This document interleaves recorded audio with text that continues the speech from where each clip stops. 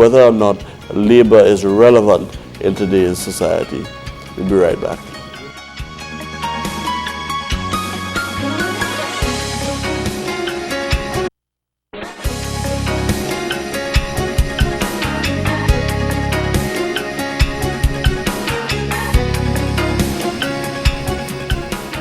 Welcome back to the Early Morning Show. I'm Curtis Williams, holding on for Dr. Clifford.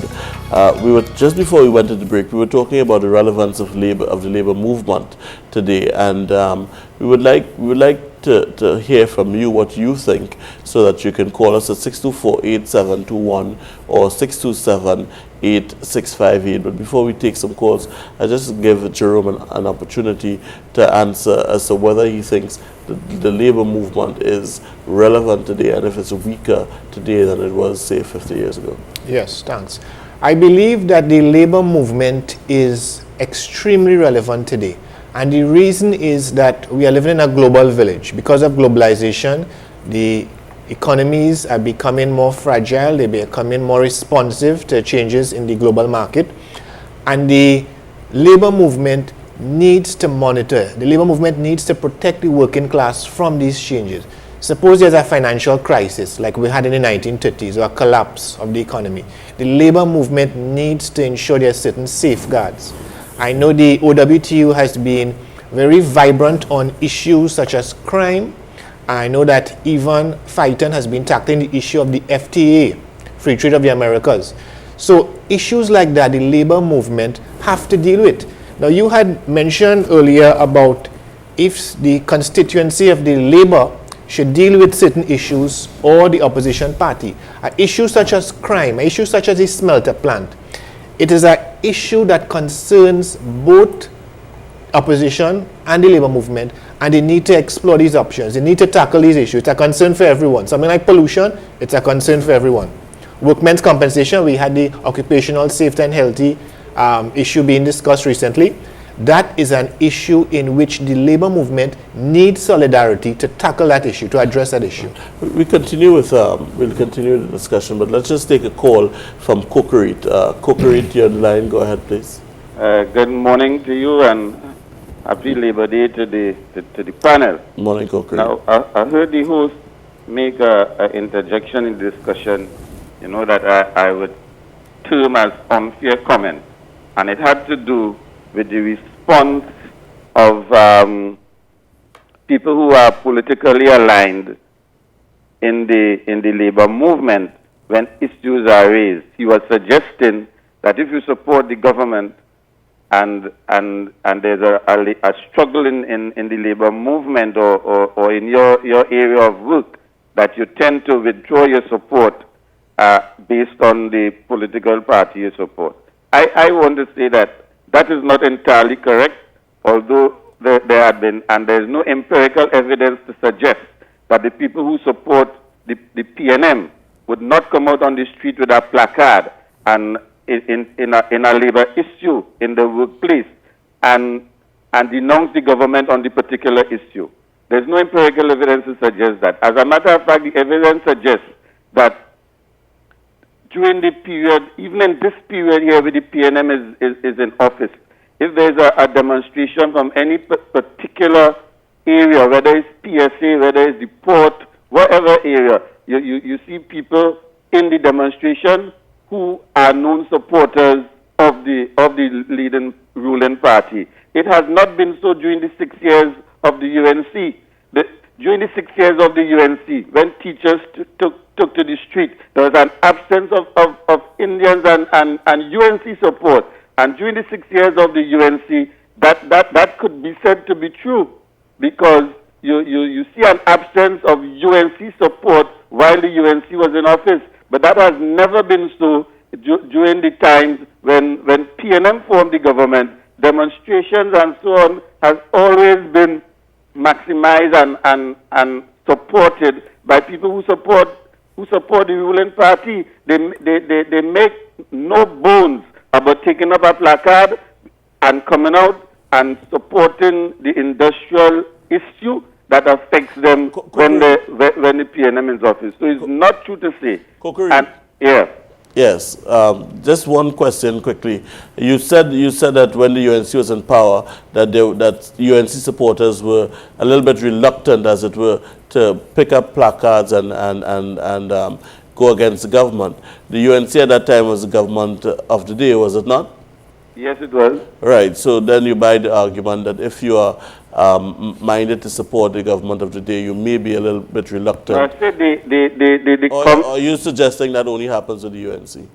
I made the point that you made a generalization, and that is done a lot in the political arena. You made a generalization of that type of approach, and I'm saying it is unfair to make a generalization and suggest that supporters of the PNM does that. Well, I didn't.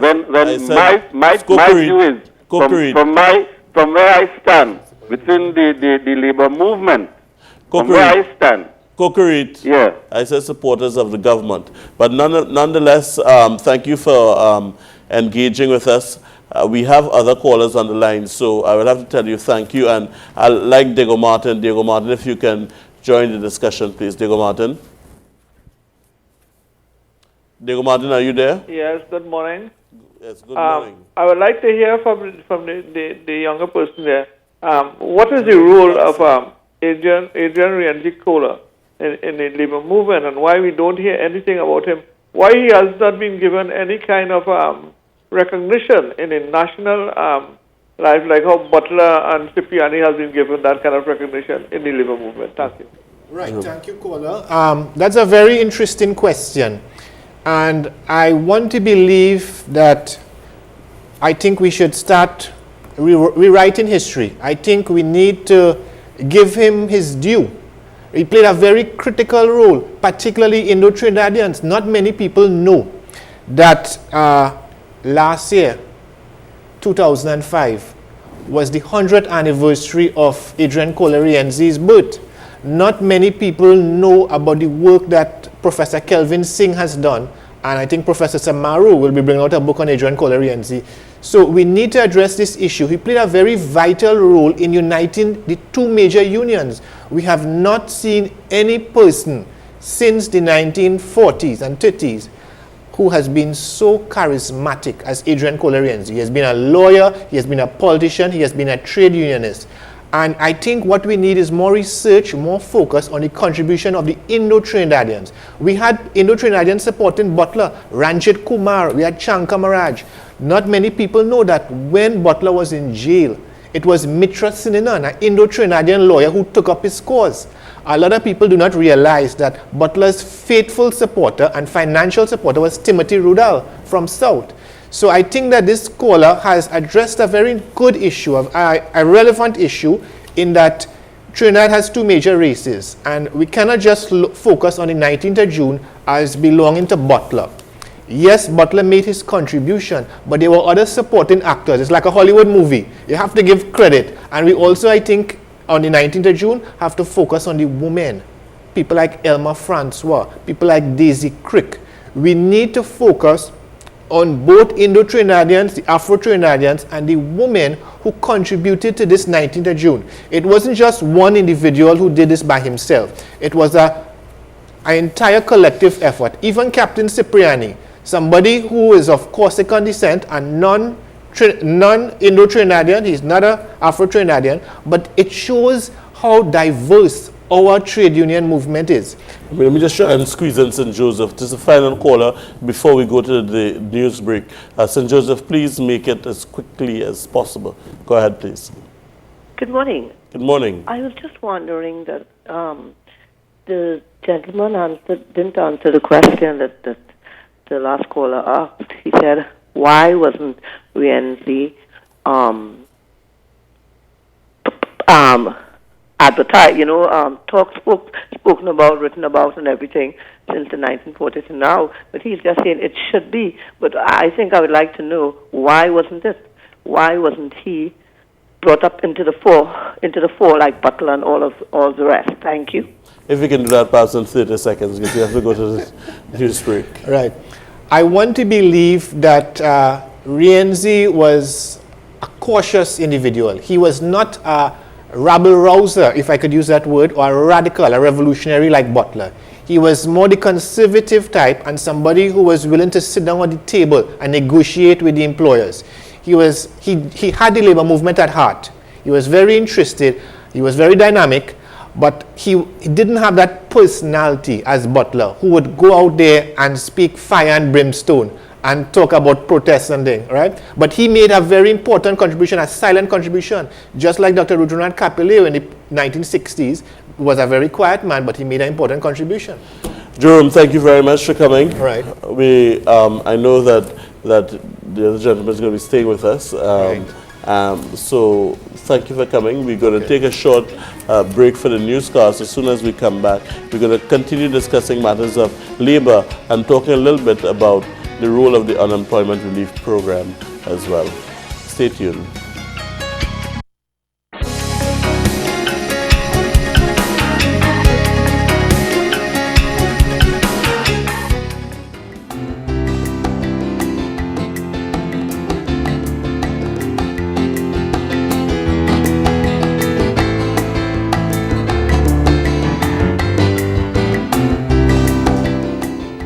Gravid, being with child, heavy with young or eggs, pregnant. How many people are gravid at the moment? I know that we had said earlier on that we had said goodbye to Dr. Jerome Tilak Singh, but he has kindly agreed to stay on since the issue of labor is so close to his heart and so important, and we're happy to have him here. We're also going to be joined this morning to the panel with Mr. Elvon Mitchell. Mr. Selvon Mitchell, sorry. He is the acting program manager of the unemployment relief program, and so Mr. Mitchell is here with us, and we're going to be talking about a couple of things, including URP and its relationship to labor and so on. Mr. Mitchell, let me welcome you. Of course, let me welcome back the rest of the panel. Before you had gotten here, Selvon, we were talking about the issue of the labor movement and whether the labor movement was relevant to today's society and whether it was in fact weaker. I know that Jerome had gotten his opportunity to talk about that, but I also want Lesmore Frederick, who is from the Cipriani Labor College, to give us his sense as to whether or not the labor movement is weaker today than it was, say, 50 years ago, and whether it is relevant in a new environment of labor flexibility and so on. Good morning to the general public. I do not think the labor movement is weaker today than it was in the past. In fact, I want to suggest that it is even stronger in light of the experience it would have gained over the years. But the challenges are greater today. In light of the policies, the new policies of governments, and more so, we are now dealing with globalization. So that the issues faced by the labor movement in the past, the issues are somewhat more complex today.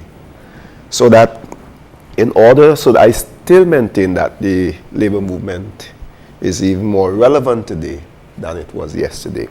However, in order for the labor movement to be able to meet the challenges of globalization, challenges of maintaining its membership, the issue of labor education, trade union education, is more relevant today than it was in the past.